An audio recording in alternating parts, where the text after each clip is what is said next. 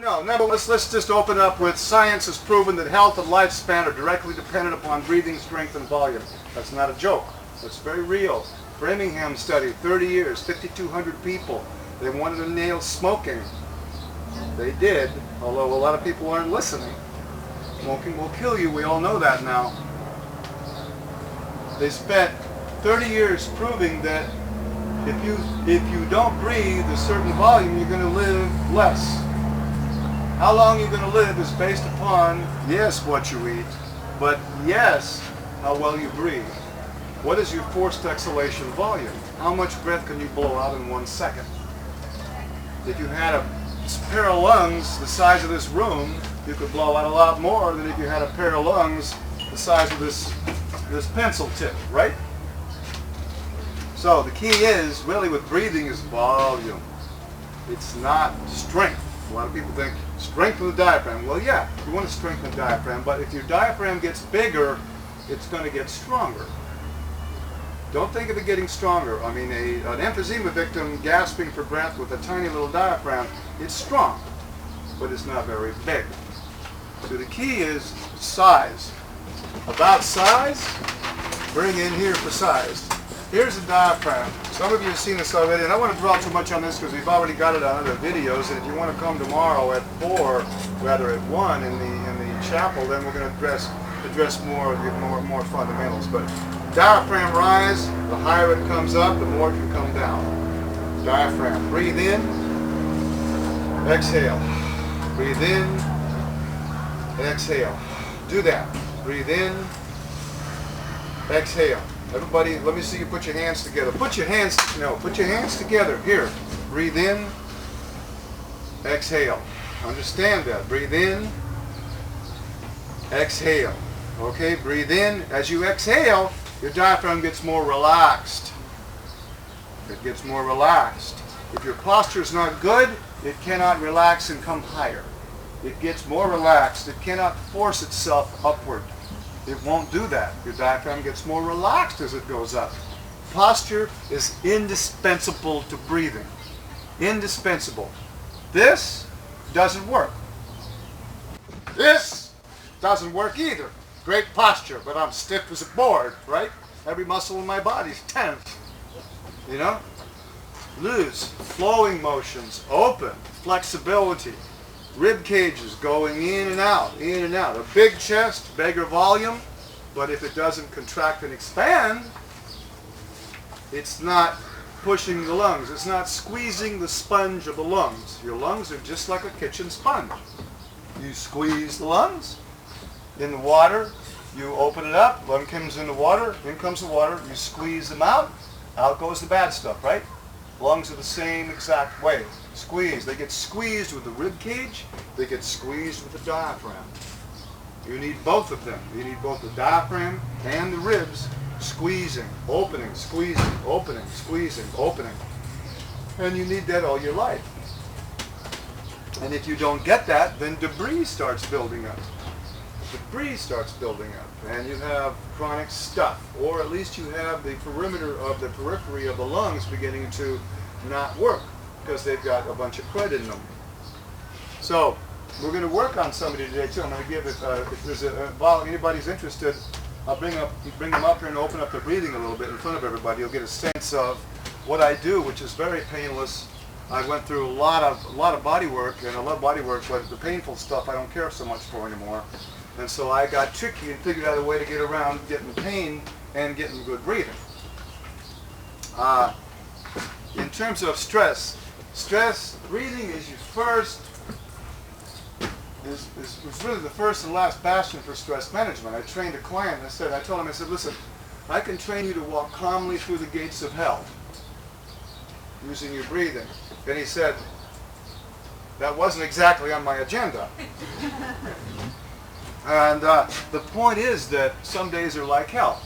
Some days are living hell. We want to be able to go through them.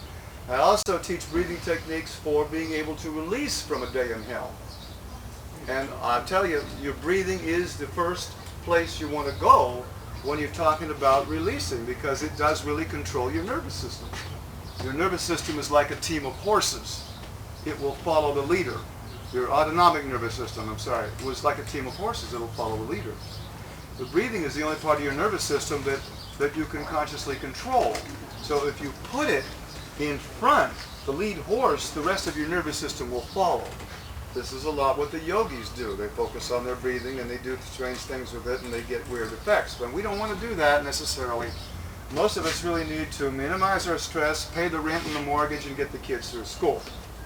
So I'm not into esoteric practices. That's pranayama. I know enough to stay away from it. So I focus on just developing breathing, just developing healthy, natural breathing. What is that? Why is that important? And how is it that 80%, at least Andrew Weil says, 80% of the people in the country don't breathe right? Well, I think it's the world, and I think he's being very optimistic. Breathing and sleeping have a lot to do with each other. The way you train yourself to breathe during the day is going to impact you while you're sleeping. So if you're breathing incorrectly, you're not going to sleep correctly. And if you're breathing correctly, you're going to sleep much deeper, easier.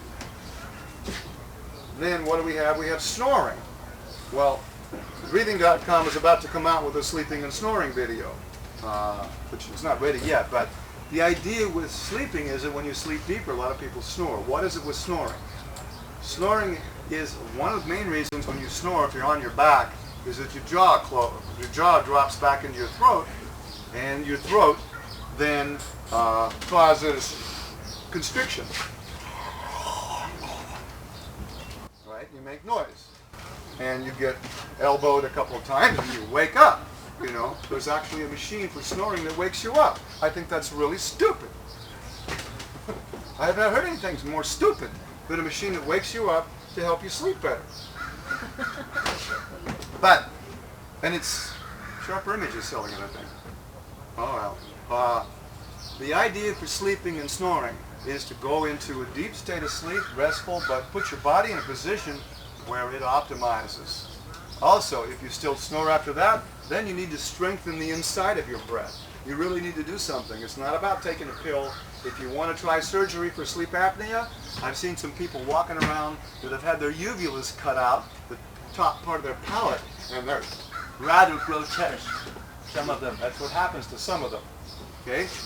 So there's things that you can do to get away from bad sleeping, snoring, and apnea that have nothing to do with surgery or drugs. And that's what I focus on. And guess what? The medical industry isn't doing anything around that. They do the drugs, they do the surgery, and training people to breathe better is not really on their agenda that I'm aware of. It's important to understand that when you want to make a change in breathing, I will make the fastest change you've ever had right here, right over there. You'll never have, I don't think, a faster change in your breathing than when I'm working on you. The real issue is that what do you do to maintain it? What do you do to make it better from that point on? All right? Breathing is a lot about feeling. It's a lot about what it feels like inside of you, what it sounds like, and yet an emphysema victim has a great sound. They can have really strong voices. They just don't have any lung power. They'll run out of breath from here to walking over to the side of the wall there. But they've got a big booming voice, some of them, right? Well, that's diaphragmatic strength, but it's not rise. So we get back, with sleeping. Sleeping is very important. I dwell on it a lot because that's one of the first things I get people to be able to do when they work with me on an intensive level when they come to North Carolina or when I come to one of the workshops around the country that I go to. Excuse me. So sleeping is absolutely mandatory for any kind of health, any kind of longevity.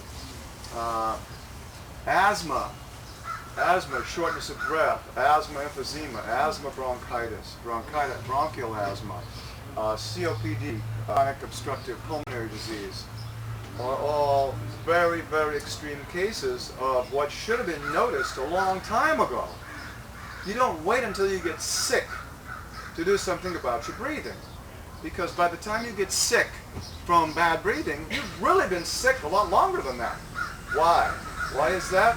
Because epidemiological studies that focus on the breath, get this, include sick people. What happens if you put 5 morons in a class of 5 geniuses? What do you think is going to happen to the class average? Right? So the norm for the medical industry is down. Those kind of normal people worry me. The norm is down. So we need to understand what is optimal breathing. That's the name of my website. Well, the name of it here on the URL is breathing.com, but the name of the company is Optimal Breathing. What is optimal breathing? What does it sound like? What does it feel like?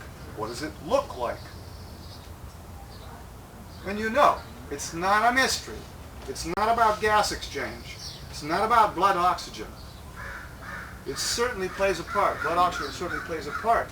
You can have an emphysema victim with 96 percentile blood oxygen and a mountain climber next to him with the same blood oxygen. Now you tell me how important that is. How fast they get it, how fast it goes away is a criteria. How fast it comes in, how fast it goes out. So that's more conditioning. The shortness of breath issue is completely overlooked, and it happens to be about 1/3 of the reason for heart attacks. Heart attacks come a lot from shortness of breath. Why is that? Because the heart goes into spasm when it's out of oxygen, or it has too little oxygen. Sleeping is one of the most dangerous times of living. Why is that? The breathing goes way down, the blood oxygen goes way down, the heart has to work harder. Many people die in their sleep. No secret. What's another way on the toilet? Valsalva's maneuver is a famous when somebody is sitting on the toilet, when you're straining, when you haven't eaten the right foods, you don't have enough fiber, you're straining to go to the bathroom and you're holding your breath. A lot of people drop dead on the toilet. They just fall over from the toilet from straining to defecate. Valsalva's maneuver is what that's called. So, shortness of breath, anything that causes shortness of breath needs to be addressed, needs to be looked at. What is shortness of breath? Well, by the time you get sick, as I said before, you've gone way beyond the point where you should have gone. That if you had a much higher level of what normal is, you'd be still happy and healthy because you would have done something about it long before. I think you would have. At least you'd have the option. Recovering from trauma, recovering from stress, recovering from exhaustion has everything to do about how well your breathing is. When you're, for instance, an athlete will breath heave and gasp as they're trying to gain the front position or catch up or whatever they're doing in a race. Now, what happens when they do that is that they tighten up the ribcage. They lock up their intercostals. They traumatize the whole body by tightening. And then they go get a massage afterwards, maybe, if they're lucky, and that's supposed to open them up. You can't go that deep with your hands. You can't get down inside the esophagus and the inside of the lungs, on the underside and all around the diaphragm and around the back. You can't do that. You have to do other things in order to be able to offset that. And that's one of the things I train people in, how to do that.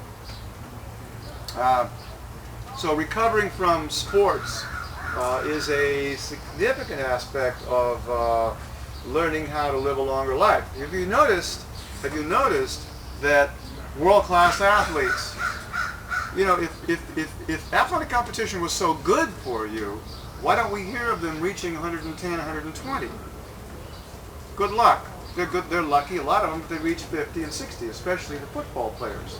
The average age of an NFL player in 1983, when I was on a group with a couple of Bob Davis, who was from Pittsburgh Steelers, was 56. 56.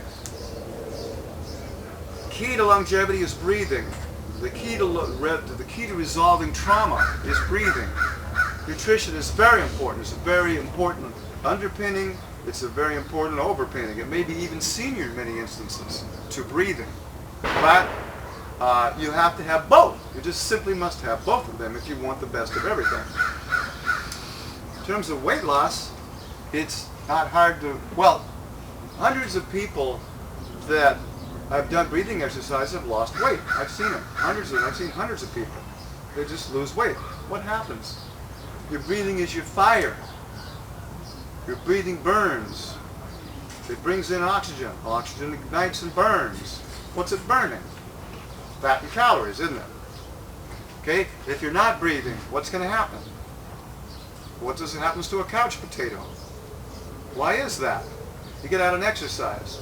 Well, you can exercise, but I guarantee you, if you shallow breathe and exercise, number one, you're not going to like it. Number two, you're probably going to get a heart attack. And number three, you won't do it very long. Right? The key is breathing right when you're doing it. The key is breathing bigger, better, easier, deeper, stronger, longer, wider, smoother, more coordinated.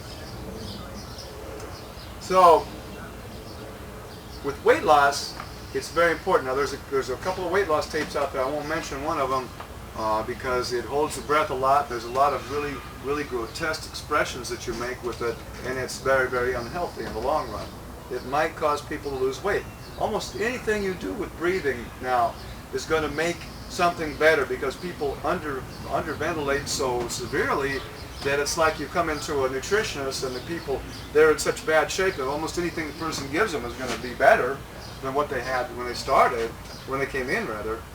So the real key to a weight loss is a program that gives you more energy, that gives you more breathing in a healthy way and doesn't cause long-term problems. Any breathing pattern that you do repeatedly over a long period of time is going to lock up your breathing. It's going to restrict it. If I were to exercise my muscle this way, this arm this way, and that was the only thing I did, I'd have these huge muscles here, and I'd have no bicep, nothing. It would look kind of strange. It would look like Popeye, you know, with the big forearms, you know, and no biceps. Doot doot, you know. But the issue is that when you're using breathing, you have to be dynamic with it. You've got to use a lot of different things that you do with it. So it floats like a butterfly and stings like a bee. Thank you, Muhammad. And that you can do soft and easy things with it, that you can be at peace with it, you know, and you can rip roar with it. You know, you can be passionate and purposeful and powerful as you want to be. Or you can back off and not get in people's face, and maybe they'll like it a little more too, you know. So, singing. Who has in them a singer? Who would like to sing but doesn't know how? Anybody in the place here? Okay. I can almost make a dead person sing. Almost. Almost. I get the bicycle pump and look at me. No. I've actually never tried that. But I want to try to make my point that I don't care who you are, how bad you are. I had a guy say, Michael, I can't sing. When I try to sing, plants die. And I said, I can teach you how to sing. I really can.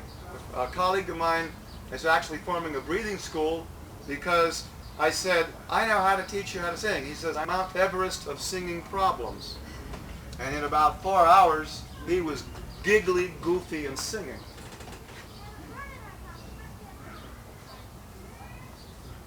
He was, you know what I mean? So, anybody can sing. If you can breathe, you can sing. But if you sing, you do not necessarily breathe right. There's some nice voices out there. Diana Ross is one of them. I love her. She's great. She's got this little voice. She's got this tiny bit. Everything she does has to be amplified. It's a little voice. I hope she lives a long time. So, questions? Any questions out there? Who wants to get their breathing improved a little bit right now? Okay, you raised your hand first. Good. Yeah. Yeah. Okay. I didn't bring all my stuff because we've got a short talk today. So all I'm going to do is What's your name? Sunny. Sunny. All right, Sunny. I'm Mike. Let's get over where we're both in the view of both cameras. Okay. Okay, Sunny. Now, do you have any complaints about your breathing? I know I don't breathe right. I know it's always very shallow. There's hundreds of millions of people, once they start thinking about it, they go, yeah, I just know there's something wrong. And why do you think that? Well, I actually catch myself holding my breath when I'm doing tasks or doing something that I'm not familiar with. And other times I realize that I'm just really breathing very shallow. Breathing very shallow. Okay, now I want to differentiate between shallow and quiet. Quiet breathing, you're sleeping, you're resting. That's quiet breathing. Don't think of that as shallow breathing. Think of it as just quiet breathing. Now, shallow breathing is when you really ought to be breathing deeper and you're not. That's the implication. The implication of shallow breathing is a negative. By the way, hyperventilation is a bad word for more breathing. Hyperinhalation should be the word because there's a very positive aspect of hyperinhalation and a very negative aspect of hyperinhalation. One can be you're breathing better, you get a little dizzy, that's okay, it'll go away in a couple of seconds, don't worry about it. The other one is grab the inhaler, get the heart plug, the heart pills out, go see the MD, call the hospital, whatever. Could be a heart attack. It's true. So how do you know the difference? Well, that's going to be up to you down the line to figure it out. But eventually what we want to do is show you how to develop your breathing. Okay? I'm not a doctor and I don't deal with that stuff. Okay? But you need to know that there's a difference. Okay, Sonny. So what we're going to do here now is to give you a sense of what I'm doing a little bit is you have a rib cage and you have lungs. In order for the lungs to go from this size to this size, this guy has to get out of the way. It's got to get bigger. If he doesn't get bigger, then these guys are going to stay this size. If this doesn't get bigger, it's like trying to blow up a 2-quart balloon inside of a 1-quart bottle. So the rib cage has to get bigger. Well, there are bodywork techniques that go in and separate the ribs one by one. Takes a while, can be painful, maybe not, but that works. Okay, what I found out is a really clever trick on how to open up the rib cage all at the same time using all the ribs, or most of the ribs at the same time. And here's what it is. So what we're going to do with Sunny is, first of all, just check in with your breathing and give me a sense of how it feels. You just get a sense of how it feels. I want her to know the difference. I want her to know, get in present time about how it is right now, and then you'll know how it is later on. Okay? And that'll be better, hopefully. Okay, so just close your eyes. When you're sensing your breathing, you close your eyes. Why? Because when you open your eyes, it stimulates the sympathetic nervous system, and that affects your breathing. So you're distorting the whole experience. Meanwhile, your consciousness is someplace else besides inside. Okay, you're getting a sense of that? Yeah, it's nice and shallow. Okay, great. Okay. Raise your arms up higher. Okay, come back. Very good. Right, now, move a little bit of push. Now, exhale. Exhale. Very good. Now breathe in as much as you can. I want to be superwoman. Widen the strap. Break the chain. Come on, give me one. Release. Okay, very good. All right, now breathe in and see if it feels like there's a little more space. Okay? So, now it's becoming wider. Some people think of it as deeper, some people whatever, but we're looking for more space right now. Okay? So, again, exhale, tighten the strap. Breathe in. And release. Okay, very good. Breathe in again. Any additional? Much better. Much better. Okay, good. Got a video over at my booth that is a training film for this. Okay. Now, let's do it one more time. Exhale. Breathe in. Release. Any dizziness? A little bit. A little bit of dizziness, a little lightheadedness. Not to worry. Just her lung tissue is now grabbing more oxygen. It's sending more to her brain. Her brain's not used to all that, but it'll get used to it in a matter of seconds. It's not a big deal. Makes a big difference. Okay. Now, what happens when we're doing this is that this doesn't just go away. It doesn't go away. In fact, I've got people calling me because my videos are going out there, and body workers are getting and say, I did this thing with this video, and my breathing got better, and it didn't get worse. So now I'm getting phone calls from people. What are you doing? You know, well, the video is a simple do-it-yourselfer. It can't duplicate what I'm doing, so I suggest people do both. They see me and they get the video. Okay, now let me raise your arms all the way up. All the way up higher. That's it.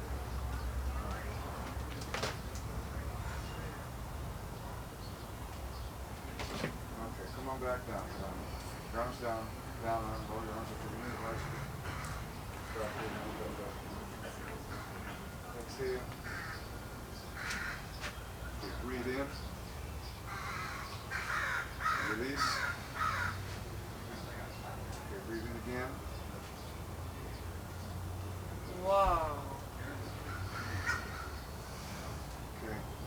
All right. So what we're working with are some very, very simple, and I think pretty safe techniques. If you've had recent heart surgery, don't do this.